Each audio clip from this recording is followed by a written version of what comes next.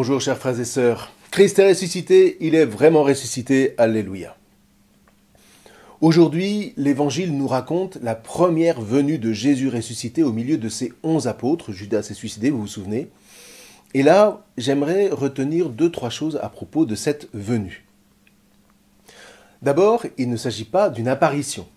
Le récit dit bien que Jésus s'est vraiment tenu au milieu des apôtres.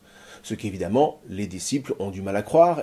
Et là, Jésus va leur donner 2 indices. D'une part, il leur montre ses plaies, et puis d'autre part, il mange avec eux. Donc, d'abord, Jésus leur donne à vérifier qu'il est bien marqué par les plaies de sa passion, notamment de la croix. Alors là où on s'étonne, c'est que ce corps ressuscité reste impacté par les plaies des clous qui n'ont donc pas disparu. Or, vous voyez, c'est ça la chair. La chair comme ce lieu de mémoire par excellence qui reste à tout jamais stigmatisé par les blessures de son histoire. Une histoire qui marque donc ce corps, qui donne cette chair à voir à travers les clous. Voyez mes mains et mes pieds, c'est bien moi, touchez-moi, regardez, un esprit n'a ni chair ni os comme vous constatez que j'en ai. Alors là, on n'est vraiment plus dans les contes de Grimm, Alors pour comprendre, il faut écouter Jésus un peu plus loin lorsqu'il ouvre ses disciples à l'intelligence des Écritures, comme d'ailleurs il l'avait fait avec les pèlerins d'Emmaüs. Ainsi est-il écrit que le Christ souffrirait, qu'il ressusciterait d'entre les morts le 3e jour. Alors le problème, c'est que pour nous, souffrir en est venu à signifier purement avoir mal. Alors, ce qui n'est pas faux, et ce n'est pas le sens du mot. Souffrir signifie supporter, endurer. « Amis, souffrez que je vous aime », écrivait le poète Nicolas Gombert au XVIe siècle. Or, c'est exactement le sens du mot « patein » en grec, qui a donné le mot « passion ». La passion ne désigne pas la douleur de Jésus, mais la capacité qui l'habite et lui fait éprouver au sens fort, supporter sans répondre ce qui lui est donné à vivre en ces moments terribles. Vous vous souvenez de sa réponse à Pilate ? « Mon règne n'est pas de ce monde. Si mon règne était de ce monde-ci, j'aurais des gardes qui combattraient pour que je ne sois pas livré aux Juifs.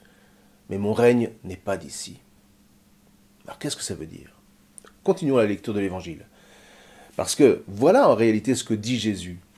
« Ainsi est-il écrit que le Christ endurerait et qu'il ressusciterait d'entre les morts le 3e jour. » Et là, on rejoint ce qu'on disait les jours précédents.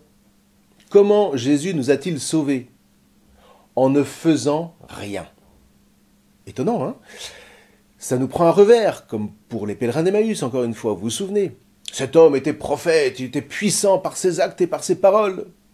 Ce à quoi Jésus avait répondu, « Esprit sans intelligence, comme votre cœur est lent à croire tout ce qu'ont dit les prophètes, ne fallait-il pas que le Christ souffrit pour entrer dans sa gloire, qu'il endura ?» Et partant de Moïse et de tous les prophètes, il leur interpréta dans toutes les Écritures ce qui le concernait. Alors nous, on reste dans le faire. Du coup, on comprend, sans intelligence, que c'est parce qu'il a eu mal qu'il nous a sauvés. Ce qui est juste absurde. Et c'est surtout indéfendable. On le disait hier. Comment ensuite parler d'un Dieu de miséricorde, d'un Dieu de charité ? Tout à l'inverse s'il s'agit de souffrir, c'est-à-dire d'offrir, parce que les 2 verbes ont exactement la même racine. Alors, il ne s'agit pas d'endurer pour endurer, ça c'est encore une fois du stoïcisme, ça n'est pas du christianisme.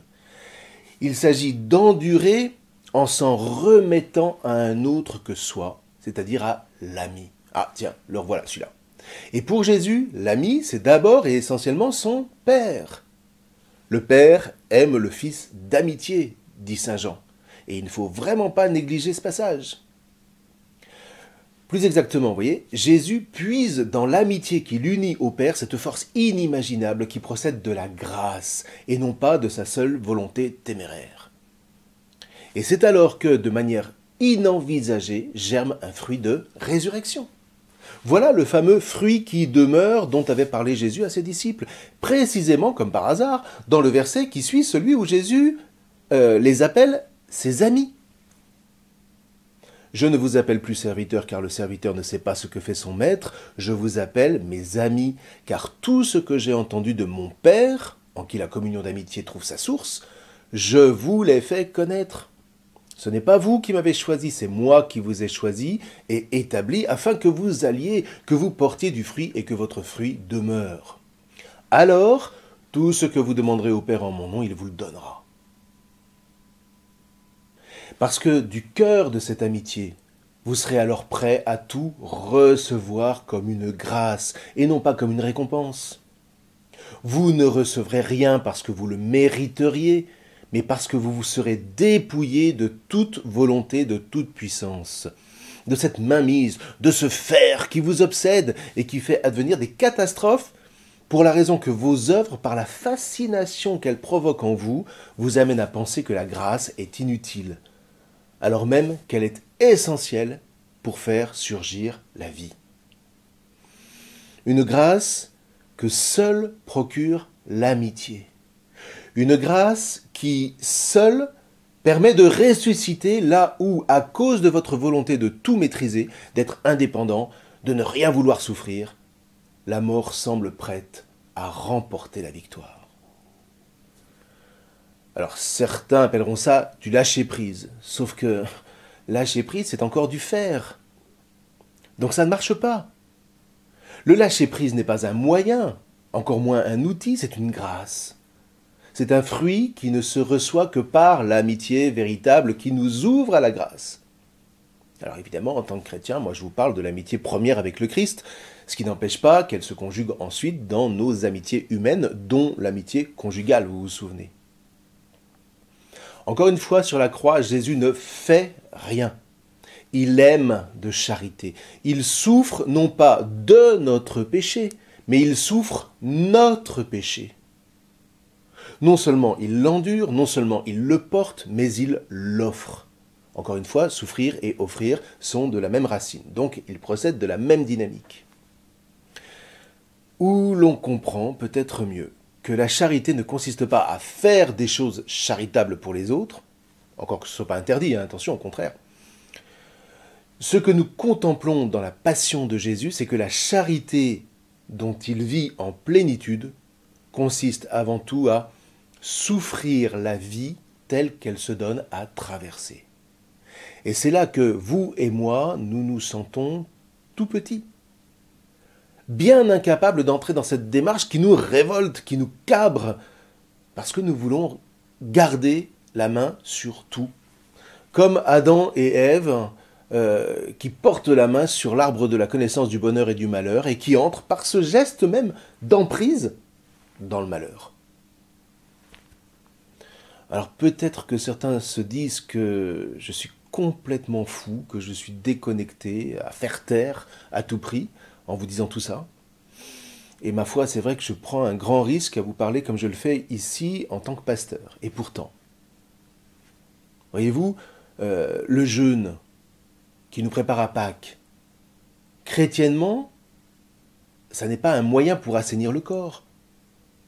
Jeûner, et pas seulement de chocolat s'il vous plaît, c'est d'abord apprendre à ne pas mettre la main sur la nourriture du corps pour apprendre à se rendre disponible à la providence quand elle passera.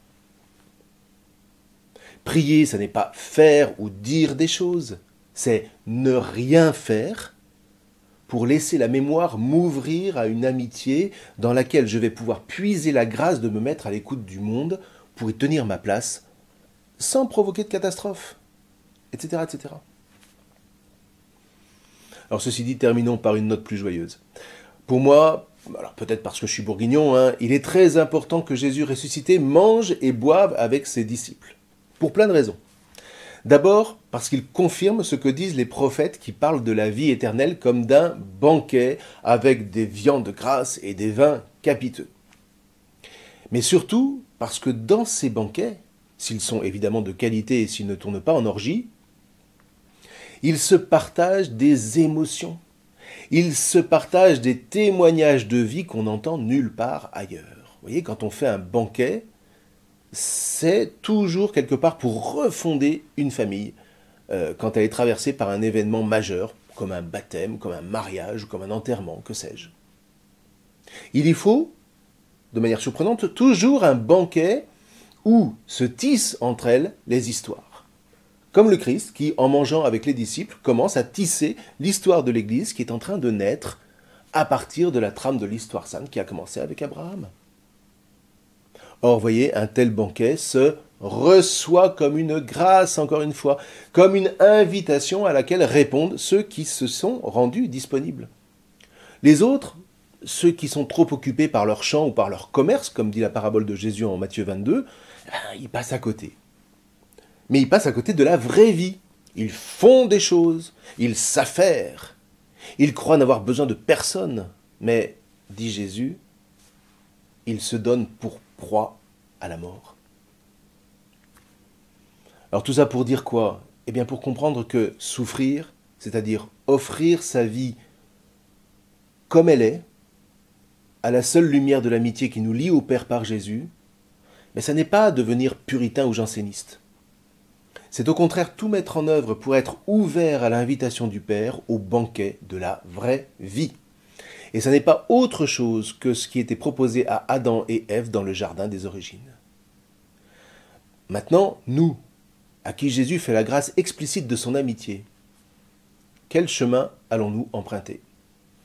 Alors la réponse appartient à chacun, mais c'est au sein d'une fraternité qui rassemble tous les amis du Christ ressuscité, qui leur offre alors de recevoir l'inimaginable, l'inenvisagé, à savoir d'être promus au rang de fils de Dieu, par pure grâce. Gloire à Dieu. Amen.